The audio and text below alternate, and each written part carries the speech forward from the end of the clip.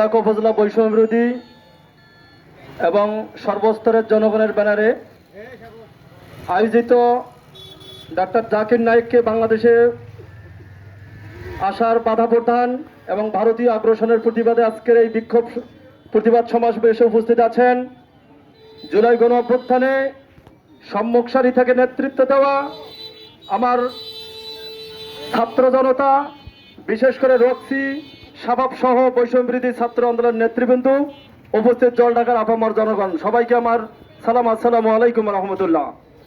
সম্মানিত উপস্থিতি, আমরা সকলে জানি ডাক্তার জাকির নায়েক একজন বিশ্বনন্দিত ইসলামিক স্কলার।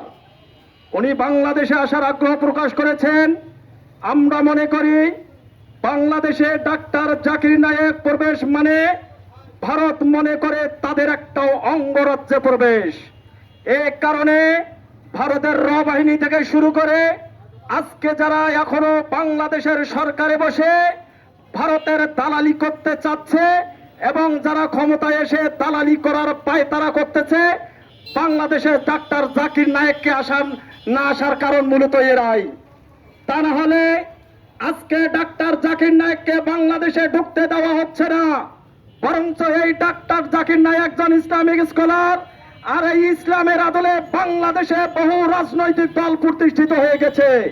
কিন্তু অত্যন্ত পরিতাপের বিষয়, আজকে ছাত্র জনতা যখন ডাক্তার জাকির নায়েককে বাংলাদেশ ঢুকতে না দেওয়ার কারণে প্রতিবাদ সমাবেশ করে, এই ইসলামী রাজনৈতিক দলগুলো তখন ভারতের সাথে আঘাত করে এই ডাক্তার জাকির নায়েক যেন বাংলাদেশে ঢুকতে না পারে সে ব্যাপারে তারা অত্যন্ত গোপন ভাবে মিটিং করে। আমি বলতে চাই, যারা ইসলামের আদলে রাজনীতি করেন আপনারা আপনাদের অবস্থান জানিয়ে দিবেন, কারণ বাংলাদেশের ছাত্র জনতা যখন চেয়েছে ডাক্তার জাকির নায়েক বাংলাদেশে আসবে, তখন ডাক্তার জাকির নায়েক অবশ্যই বাংলাদেশে আসবে ইনশাআল্লাহ। কারণ 24 গণ অভ্যুত্থানের পরে আমরা ছাত্র জনতা কোন দলকে এই দেশ এখনো বর্গা দেয়নি। ছাত্র জনতা এখনো সচেতন আছে, যারা আমার ইসলামের বিরুদ্ধে ষড়যন্ত্র করবে, যারা আমার বাংলাদেশ নিয়ে ষড়যন্ত্র করবে, যারা ভারতের দালালি করতে চাইবে, আমরা সব সময় তাদের বিরুদ্ধে সোচ্চার থাকবো ইনশাআল্লাহ। তাই আমি জলঢাকা উপজেলা বৈষম্য বিরোধী ছাত্র আন্দোলনের যারা এই প্রোগ্রামের আয়োজন করেছে তাদেরকে অসংখ্য ধন্যবাদ জানাই। যেখানে অন্যায় হবে, যেখানে আমার ইসলাম নিয়ে ষড়যন্ত্র হবে, দলমত নির্বিশেষে আমরা সেখানে একসাথে এক কাঁধে দাঁড়াবো ইনশাআল্লাহ। আমি সরকারকে উদারত আহ্বান জানাবো, যদি ভারতের কোন এজেন্ডা বাস্তবায়নের জন্য এই ডাক্তার জাকির নায়েককে বাংলাদেশে প্রবেশে বাধা প্রদান করা হয়, তাহলে ভারত সহ যারা এটার সাথে ষড়যন্ত্রে লিপ্ত আছে ছাত্র জনতা তাদের প্রত্যেককে উচিত শিক্ষা দেবে ইনশাআল্লাহ।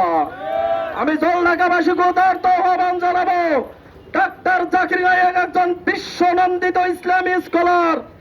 উনি যদি বাংলাদেশে প্রবেশ করে, অনেক ধর্ম ব্যবসায়ী আছে যারা ধর্ম নিয়ে রাজনীতি করতে গিয়ে সাধারণ মানুষের বিবেককে বিকৃতি ঘটিয়ে সামনের দিনের রাজনীতি করতে চায়।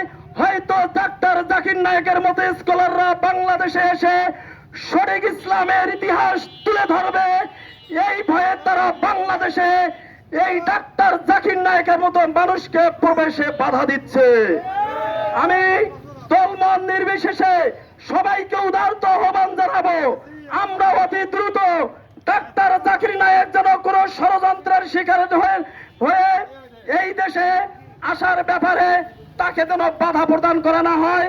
সেই সাথে আমি জলঢাকার আপামর মানুষকে বলে দিতে চাই, আপনারা আপনাদের জায়গা থেকে নিজের ধর্ম আগে ঠিক রাখবেন। আমার রক্সি বলেছে আমরা আগে মুসলমান, পরে দল, পরে বাকি সব অন্য কিছু।